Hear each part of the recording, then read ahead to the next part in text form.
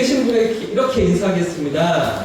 어린이가 우리의 미래입니다. 고백하겠습니다. 한 번 더 인사하실 때 이렇게 고백하겠습니다. 어린이가 우리 교회의 소망입니다. 고백하겠습니다. 어린이가 우리 교회의 소망입니다. 아멘이시죠? 우리 맡기신 부탁하신 귀한 믿음의 세대가 우리를 통해서 아름답게 자라날 줄 믿습니다. 여러분, 언제나 이맘때쯤이면 한 번쯤 기억해보고 떠올려보는 이름이 있습니다. 5월 가정의 달, 그리고 오늘 어린이날을 보내면서 한 번씩은 기억하게 되는 이름 무엇입니까? 방정환이라는 이름이죠. 그렇죠? 어린이날을 만든 소파 방정환 선생님이신데요. 우리나라 아동문학가이기도 하고요. 또 인권 운동가이기도 하고요. 독립유공자이기도 했던, 그리고 더 나아가서 오늘 어린이날을 만든 방정환 선생님이십니다.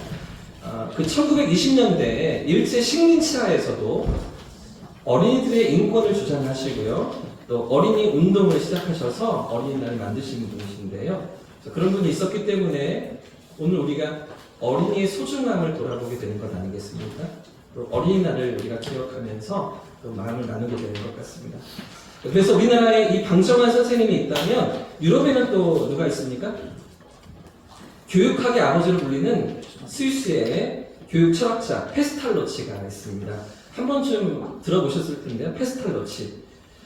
스위스의 츠리히 수도의 한 거리에서 어떤 노인이 걷고 있었습니다. 이 노인은 계속해서 바닥을 쳐다보면서 길을 걷다가 한 번씩 길바닥에서 무언가를 줍곤 하였는데요. 바닥에서 무엇을 주워서는 주머니에 넣곤 하는 것입니다. 그런데 멀찌감치해서 경찰관이 이 모습을 유심히 지켜보다가 찾아갔습니다. 그리고 노인에게 이렇게 물었죠. 선생님, 지금 무엇을 줍고 계십니까? 거리에서 습득하신 것은 경찰서에 신고해야 된다는 것쯤은 알고 계시죠? 이렇게 이야기를 했습니다. 그러자 이 노인은 경찰관에게 잔잔한 미소를 보이면서 이렇게 대답을 하였는데요. 별것 아닙니다. 별 대단한 것 아닙니다. 그냥 가시죠. 그러자 이 노인을 수상하게 여긴 경찰관이 이 노인의 주머니를 강제로 뒤지기 시작했습니다. 수색하기 시작했습니다. 그러자 이 노인의 주머니에서 무엇이 나왔을까요? 노인의 주머니에 들어있는 것은 온통 유리 조각이었습니다. 그러자 이 노인은 경찰관에게 이렇게 말을 하는 것이죠. 어린이들이 이 유리 조각을 밟고서 다치면 안 되지 않겠습니까? 여러분, 이 노인이 누구일까요?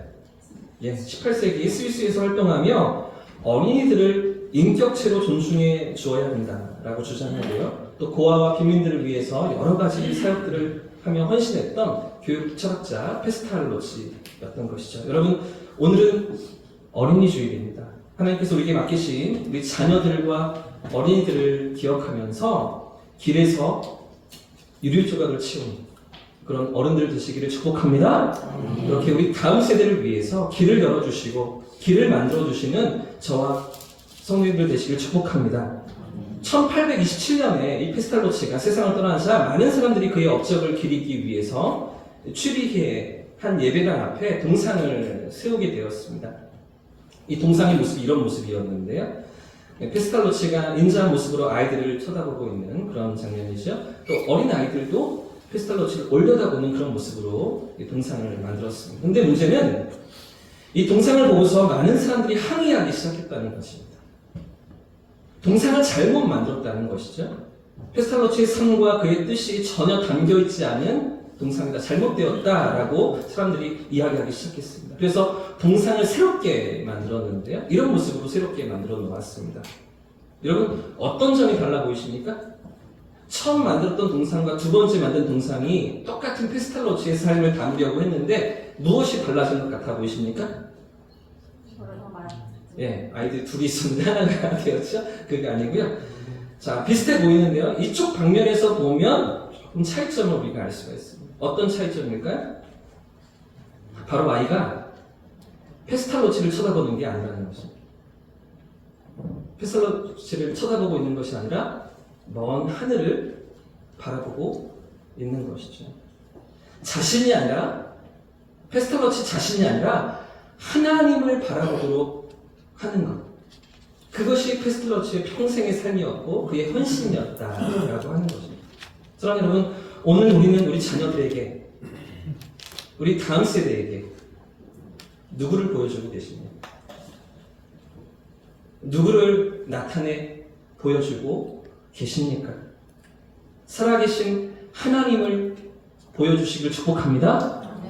하나님의 그 사랑과 그 은혜를 나타내고 전달하는 그런 성도님들 되시면 참 좋겠습니다.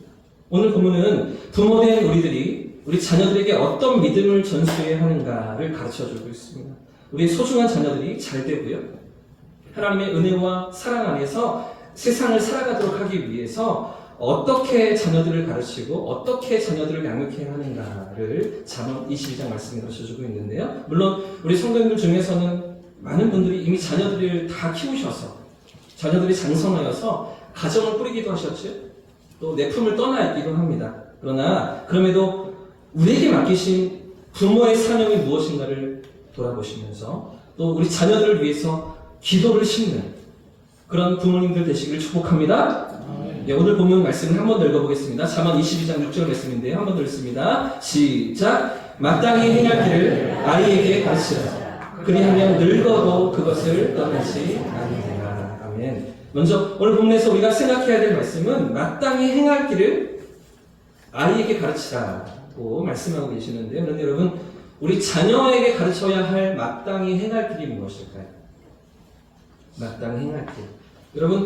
여러분은 여러분의 자녀들에게 가장 먼저 무엇을 가르치셨습니까? 아이들이 태어나고 이제 걸음마를 배우고 뭐 이유식을 먹고 그렇죠? 말을 하기 시작할 때 어린이집을 나가고 유치원을 다니기 시작할 때 무엇부터 우리 자녀들에게 가르치기를 시작하셨습니까? 어떤 분들은 예절이 중요하다고 생각하시죠? 돈을 많이 벌고 출세하고 성공하는 것보다 먼저 사람이 되어야 한다. 사람 됨됨이가 더 중요하다라고 하시면서 예의 범절을 가르치고 매너를 가르치시며 상대방에 대한 존중을 가르치는 분들이 계시죠.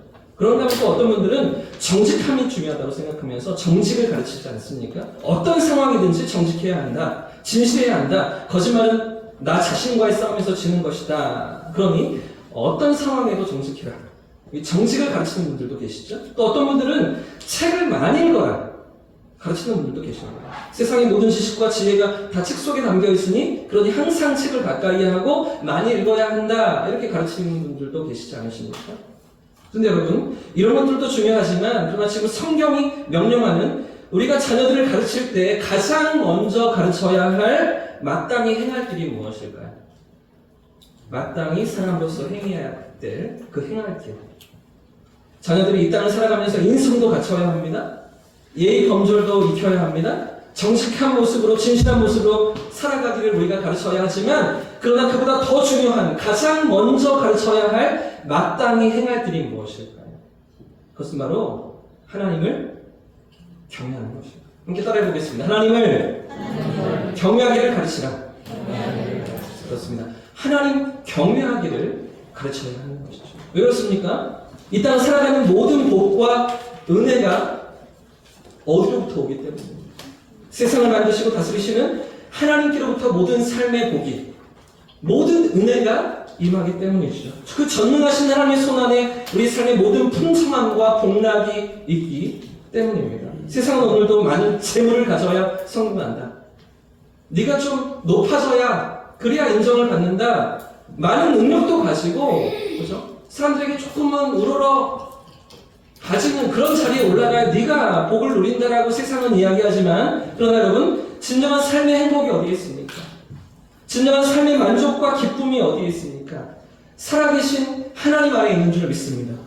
하나님 앞으로 나아갈 때 누리게 되는 줄 믿습니다. 그렇기 때문에 가장 먼저 하나님 경외하기를 우리 자녀들에게 가르쳐야 하는 것이죠. 그래서 잠언 9장 10절 말씀에도 이렇게 가르쳐주고 계십니다. 여호와를 경외하는 것이 지혜의 근본이다. 이 세상에 살아가는 모든 지혜의 근본은 하나님을 경외하는 것에서부터 시작한다라는 말씀이죠. 거룩하신 자를 아는 것이 이 세상의 가장 뛰어난 명철이다라고 가르쳐주고 있는 것입니다.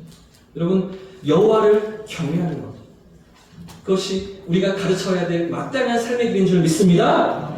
거룩하신 하나님을 알아가도록 우리 자녀들을 양육하고 키워야 할 줄 믿습니다. 여러분, 우리의 자녀들이, 우리의 손주들이 이런 믿음의 백성들로 세워지기를 꿈꾸시고 기도를 씹으시는 성도님들 되시길 축복합니다. 이런 믿음의 사람들로 세상을 살아가기를 정말 기대하시며 믿음을 심는 성도님들 되시길 축복합니다. 그럼 여러분, 어떻게 하면 우리 자녀들이 하나님을 경외하는 믿음으로 살아갈 수 있을까요? 어떻게 하면 하나님을 섬기는 믿음으로 복을 누리며 이 땅을 살아갈 수가 있는 것입니다. 오늘 두 가지만 생각해 보려고 하는데요. 첫 번째는요, 우리의 삶으로 보여주는 것입니다. 한 번 더 따라해 보겠습니다. 삶으로 보여주라. 한 번 더요. 삶으로 보여주라. 삶으로 부모가 먼저 보여주는 것입니다. 우리가 잘 아는 신명기 6장 말씀에 쉐마 이스라엘, 들으라 이스라엘 하시는 말씀이 있습니다. 함께 읽어보겠습니다.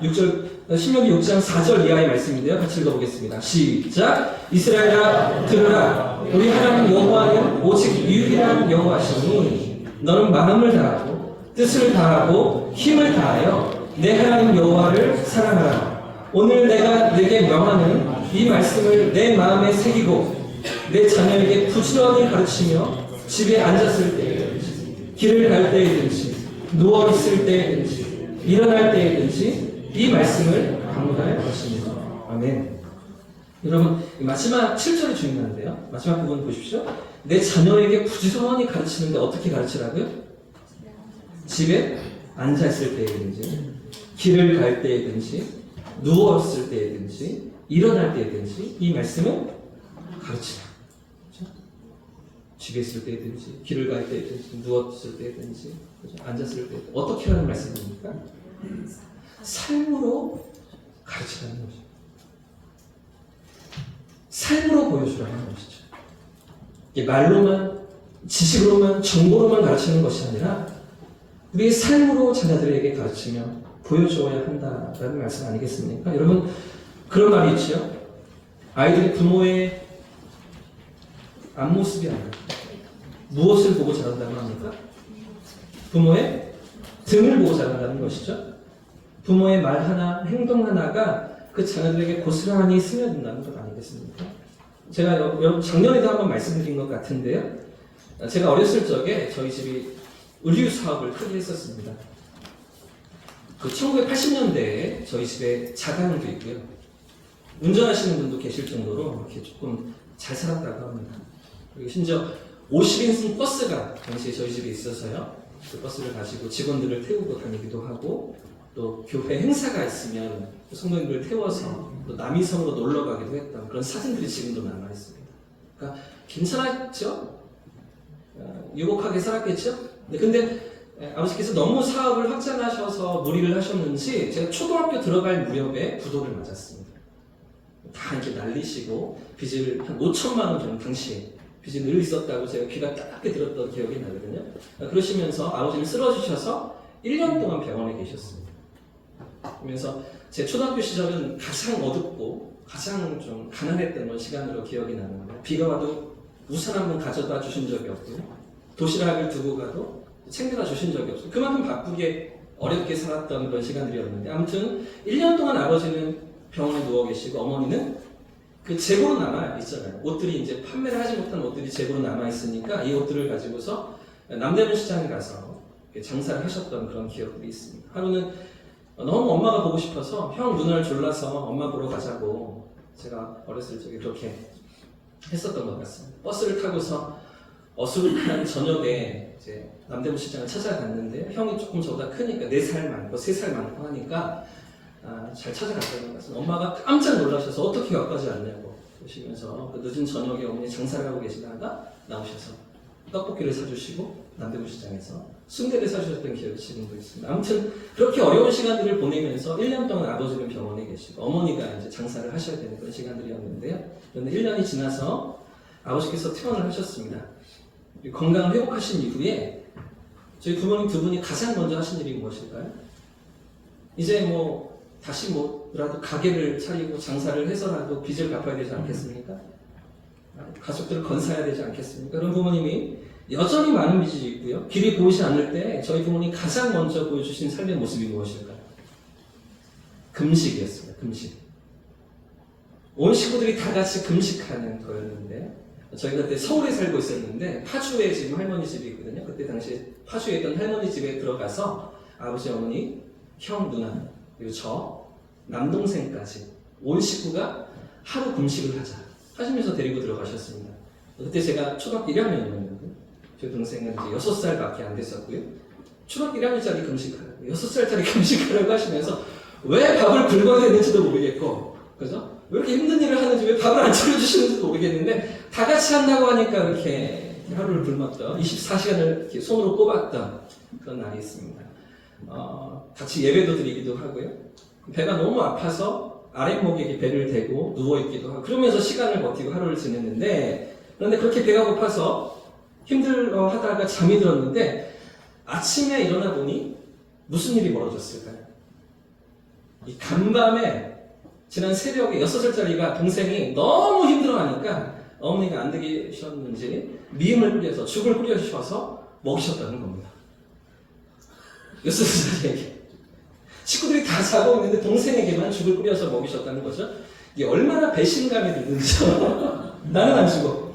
왜 나는 안 주고 쟤만 주냐면서 막 버럭버럭 화를 냈던 기억이 납니다. 그런데 이제 2시간만 지나면 하루가 채워진다는 거죠. 2시간만 더 버티면 하루 금식을 달성한다는 겁니다. 여러분 어떻게 하시겠습니까? 2시간 지나면 하루 금식할 수 있는데 기다리시겠습니까? 아니면 지금이라도 밥을 내놓으라고 땡깡을 부리시겠습니까? 조금 힘들지만 하루를 채우기로 했습니다. 그리고 점심때가 되어서 아주 영광스럽게 점심을 제가 받아 먹으면서 이 녀석은 두 번째 밥이지? 막 이러면서 놀리기도 했던 그런 시간이 있었는데요. 그런데 문제는 아버지는 또 식사를 안 하시는 겁니다. 너희들끼리 먹으라 하시면서 아버지는 이틀을 더 채우겠다고 하시는 거죠. 지금도 이렇게 힘든데 24시간도 먹고 죽겠는데 어떻게 이틀을 더 하시지? 그런 생각들이 제 마음에 들었습니다. 그런데 아버지는 3일을 금식하시면서 옆에서 식사하신 모습을 지켜보시지만 찬양하시고 기도하시면서 이렇게 3일을 지냈던 그런 추억이 저의 마음 가운데 있습니다. 여러분, 제가 지금 무슨 이야기라고 했습니까? 삶으로 보여주는 것이죠. 삶으로 가르치는 것입니다. 하나님을 믿는 삶이 어떤 것인지, 하나님을 의지하며 살아가는 삶이 어떠한 삶인지 부모의 삶으로 보여주고 가르치는 것 아니겠습니까? 그만큼 아버지의 삶을 통해서, 어머니의 삶을 통해서 우리 자녀들이 배우기 때문이죠. 영국의 위대한 수상이었던 윈스턴 처칠은 이런 말을 남겼습니다. 나라가 잘 되기를 원하는가? 당신은 나라가 잘 되기를 원하는가? 그것은 가정에서 아버지가 어머니가 시작할 일이다. 무슨 말입니까? 국가가 잘 되는 것도, 국가가 어려움을 겪는 것도 사실은 어디서부터 출발하는 것이라고요? 가정에서부터. 부모님이 어떤 모습을 가르치고 있느냐, 어떤 삶의 모습을 보여주고 있느냐 하는 것이죠. 어느 초등학교 교실에 선생님이 칠판에 글을 쓰고 있었습니다. 그때 한 아이가 선생님께 큰 소리로 이렇게 외쳤는데요. 선생님, 안 보여요. 대가리 좀 치워주세요. 여러분, 이 아이가 어디에서 이런 말을 배웠을까요? 어디서 이런 말을 하고 있는 것입니까? 가정이죠.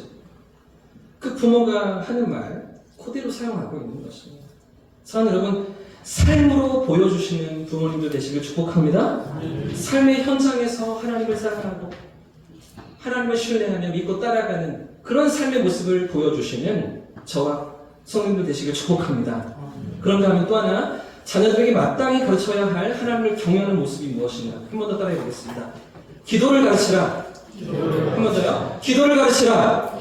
좋습니다. 기도하는 부모님의 모습을 보여주고 기도를 가르치는 것이죠. 기도를 가르쳐야만 하나님을 두려워하는 것만이 아니라, 하나님 무섭고 어려우신 분만이 아니라 그 하나님의 인자하심을, 하나님의 자비로우심을, 하나님의 풍성하심을, 하나님의 친밀하심을, 다가오심을, 만나주심을, 인도하심을 경험할 수 있는 것이죠. 기도할 때. 기도를 가르쳐야만 하나님을 만나고 하나님을 알아가며 하나님의 도심을 경험하는 인생으로 나아가지 않겠습니까? 그래서 성경에 등장하는 모든 위대한 믿음의 사람들은 다 기도하는 사람들이었습니다. 기도하는 삶의 모습을 가르쳤던 그런 사람들인 것이죠. 여러분, 아브라함이 그런 기도하는 사람이었습니다. 가는 곳마다 제단을 쌓으면서 하나님 앞에 예배하고 기도하는 아브라함의 삶 아니었겠습니까? 그런데 그 모습을 보았던 이삭도 기도하는 사람이었습니다. 그 아들 이삭 역시 기도하는 믿음의 사람이었던 것이죠. 여러분, 이 이삭이 기도하는 사람이었다는 것 동의가 되십니까? 공감이 되십니까? 아마 이 부분을 잘 생각해 보지 못하셨을 텐데요. 이삭이 나이 40살에 리브가와 만나서 결혼을 하게 됩니다. 그리고 60세가 되어서 쌍둥이 에서와 야곱을 낳게 되죠. 무려 20년 동안 기도했던 사람이 이삭이었습니다. 창세기 25장을 보시면 이 대목이 짧게 아주 간결하게 기록되어 있는데요. 25장 21절과 22절 말씀 제가 읽어보겠습니다. 이삭이 그의 아내가 임신하지 못하므로 그를 위하여 여호와께